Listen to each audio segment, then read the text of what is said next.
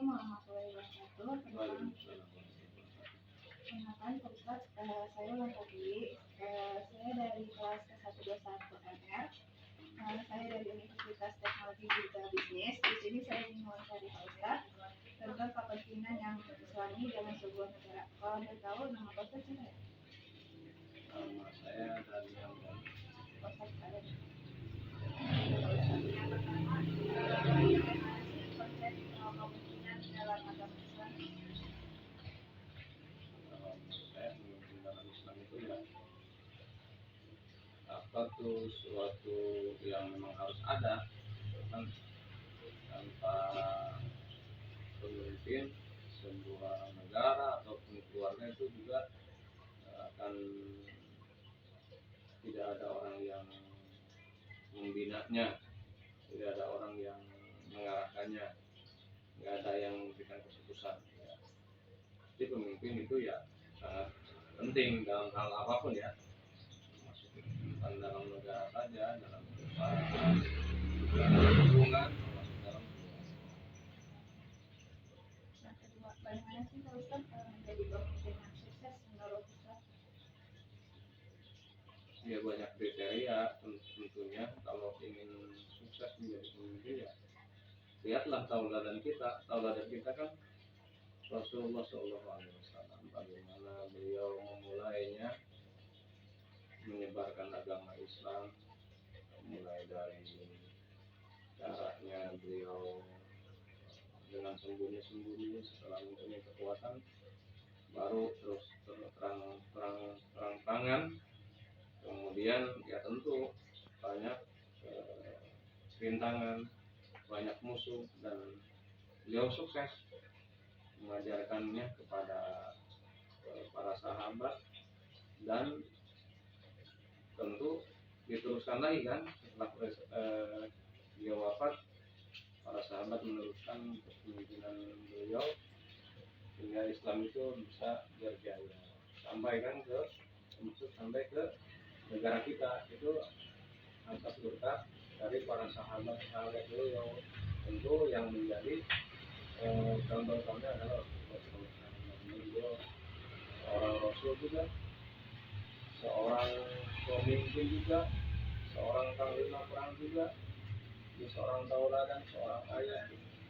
Itu semua contohnya ada di situ, semua kebenaran. Yang ketiga, bagaimana sih sikap kita dalam memilih pemimpin yang sesuai dengan ajaran Islam?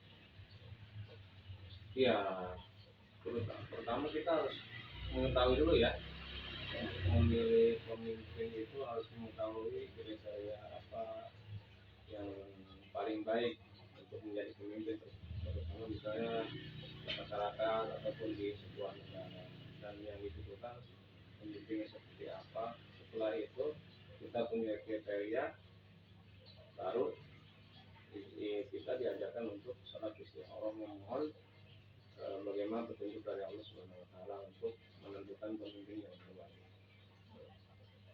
Kembali lagi tentunya yang kita bawa dalam kehidupan keseharian kita, baik keluarga ataupun baik di lingkungan ataupun negara, itu ya kembali lagi kepada Allah Subhanahu wa taala. Bagaimana sih kedudukan seorang pemimpin dalam Islam? Kedudukannya Iya. sangatlah penting, enggak? Sangatlah penting. Itu bukannya pertanyaan tadi udah ya? Enggak. Sangat penting untuk kedudukan pemimpin itu ya segala-galanya, karena pemimpin itu yang beliau yang mengarahkan, yang memberikan tanggung jawab, yang memberikan keputusan. Tentu apapun yang awalnya dari pemimpin itu juga tentunya dari aspirasi dilihat dari bawah, apa kebutuhannya, apa keperluannya, apa yang harus dilakukan. Apa nanti sih kriteria pemimpin menurut Islam dan dalilnya? Banyak ya kriteria itu. Kalau kita lihat dalilnya ya, atiullah wa atiur rasul wa ulil amri minkum. Taatilah Allah dan taatilah Rasul dan darinya itu. Jadi setelah taat kepada Allah, kita diwajibkan juga taat kepada Rasulullah, kemudian diwajibkan juga taat kepada pemimpin. Nah, sebelum kita mentaati pemimpin, kalau dalam hal ini memimpin negara kita diadakan pemilihan.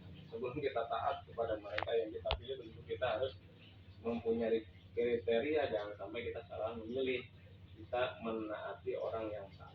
Yang pertama tentunya yang paling penting yaitu orang yang mempunyai amanah, dapat dipercaya, apa yang dipercayakan rakyat, dipercayakan masyarakat kepada beliau pemimpin bisa dia emban.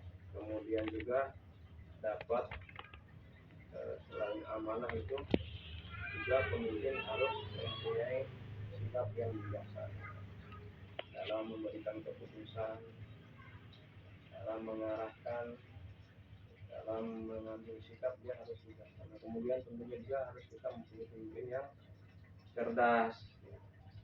Cerdas ya tentu penting, karena kalau kita mempunyai pemimpin yang tidak cerdas, susah juga kan ya.